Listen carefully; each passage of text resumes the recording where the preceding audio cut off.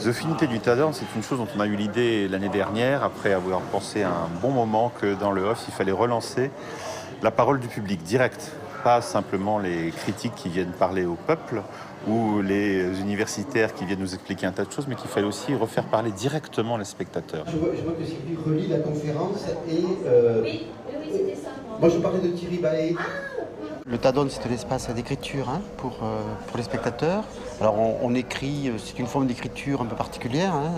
C'est un jeu, ça part de soi, ça va vers le contexte du spectacle, en passant par les artistes. On a vu ce qui nous a touchés. Et voilà, je vous vois en train d'ouvrir le catalogue. Et à la fois drôle et en même temps c'est grave. Parce qu'en fait ça évoque les années 20 en Allemagne. Moi, je la trouve très intéressante parce qu'effectivement, on laisse peu de place aux spectateurs. Il y a la parole du spectateur actuellement. Donner la parole aux spectateurs pour communiquer leur enthousiasme, s'ils en ont, aux prochains spectateurs ou à ceux qui commencent alors que d'autres ont déjà vu des pièces. Il y a de plus en plus de danse au festival. Il y a notamment une scène qui s'appelle Only Dance.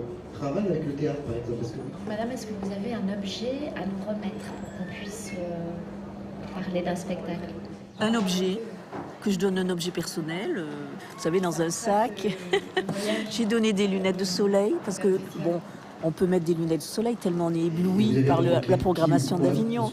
On m'a demandé de représenter le festival avec un objet. J'ai choisi un appareil photo. Et vous? On m'a demandé de donner un objet et j'ai donné un carnet. Et ce petit carnet, vous l'utilisez que pour Avignon ou sinon dans l'année quand vous allez voir des spectacles, vous continuez sur ce même modèle?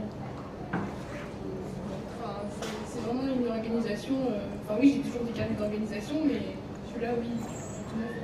Cette première édition des Affinités a été vraiment un temps d'échange sur la base d'un ressenti que j'ai trouvé très agréable, très calme, où on a pu petit à petit emmener des personnes qui étaient à l'extérieur vers notre intérieur, qui correspondait un peu presque à l'image d'un festivalier, c'est-à-dire qu'on est dehors, on chemine dans les rues de la ville, et puis tout d'un coup on est happé par quelque chose, par une rencontre, par un tract, et on rentre dans l'intérieur du théâtre qui nous emmènera dans notre intimité personnelle à travers l'histoire.